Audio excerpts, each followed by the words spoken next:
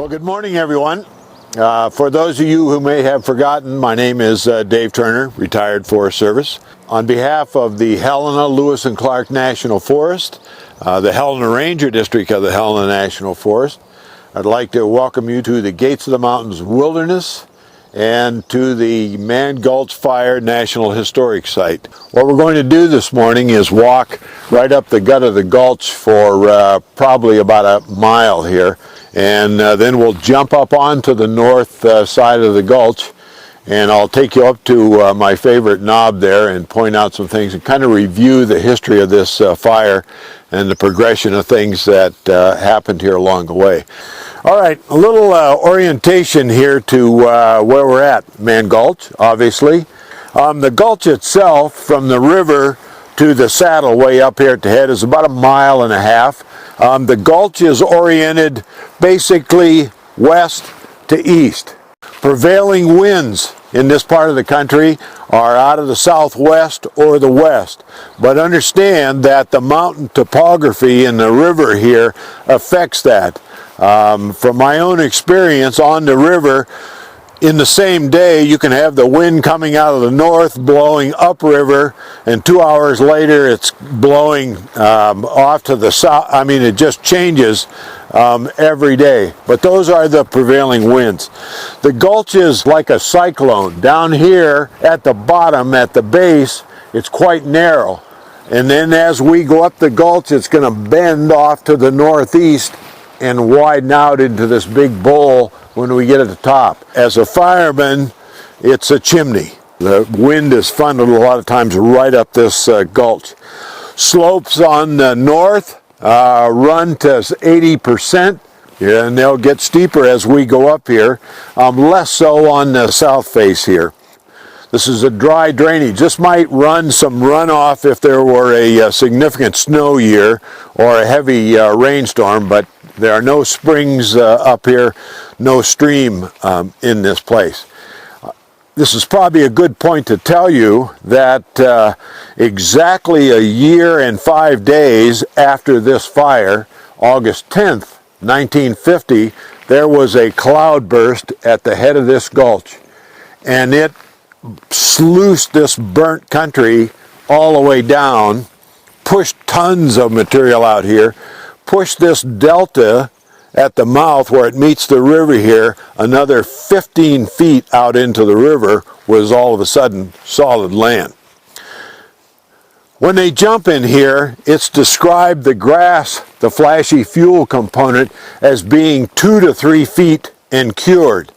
As we walk today and you go on this slope, you don't see anything like that. To me, even though it's been 65 years since this fire, it is still in the process of recovering and stabilizing.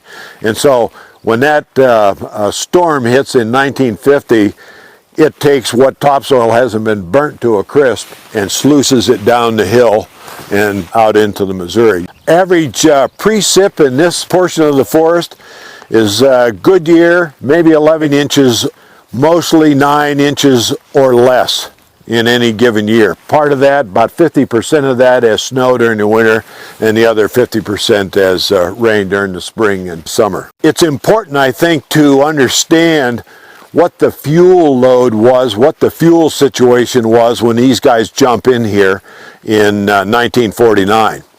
This north-facing south slope over here is mostly Doug fir all the way across this. Scattered ponderosa pine. The ponderosa pine and Doug fir in here is anywhere from 15 to 50-year-old trees. So it's been a good while since there's been a severe fire on this side of the gulch in 1949. The country is broken by these outcrops of limestone, but in 1949, this is continuous, contiguous fuel all the way across here, all the way up to the ridge line. When you get up to the ridge line at the top that separates Mann Gulch from Meriwether Canyon to the south here, gets a little sparser up on top and a little more brush component. But this is a sea of fuel up here. Cool, gets not so much direct sun on it, So great vegetative growth on this side. Contrast that with the north slope, south facing, this catches sun almost all the time. What these guys face when they jump in here are stringers, much like what you see here, a ponderosa pine, 60 to 100-year-old pea pines, and they grow. They tend to grow on the ridge tops and then in the valley bottoms in between these finger ridges that come off the top. So it isn't a solid wall of fuel over here. What's very interesting, of course, is because this is open grown, there is a great grass and shrub that grows on this side. As I say, when these guys jumped in here in '49, they described the grass as being 2 to 3 feet tall and thick enough so they can't see the rocks that are on the surface, which impedes their travel during their escape. This has not been grazed in 1949 because in 1947 the forest supervisor declares this a wild area. So no grazing has taken place on this for a couple of years prior to the fire.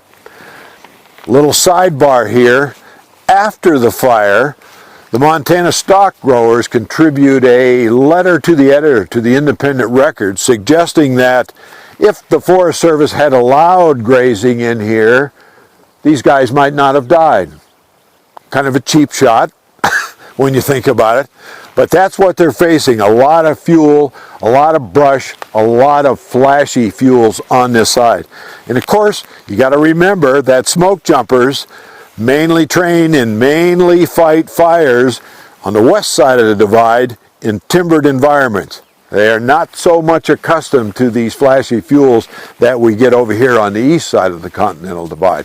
So they're maybe not the best prepared for that. And keep in mind, the fire is up here on the ridge a quarter of a mile away, not down here in this flashy stuff at all. So I think they maybe didn't appreciate that. As we go up the gulch and you look back up here, and I'll have a stop on up the trail here, you'll see there are a series of these 4 scree fields that come down from the top of the ridge, or mostly from the top of the ridge down to the bottom, that these guys had to cross in their attempt to outrun these flames. The last rain, last precip up here is in mid-July. This is August 5th that they jump in here, and every week leading up to the jump in here and the discovery of this fire, it's 90 degrees plus as registered in Helena. It's probably easily 5 to 10 degrees hotter in here because it's protected down in the bottom from the winds. All this burn that you see here is the 2007 Meriwether fire. It was a lightning strike that burned in here, like I say, in 2007. Where we're standing right now is on the most westerly edge of the perimeter of the Mann Gulch Fire. This is where it backed down into here. Okay, right just about on this line. So some of these trees that you're looking here date back to 1949. Others got taken out during the Meriwether fire in 2007.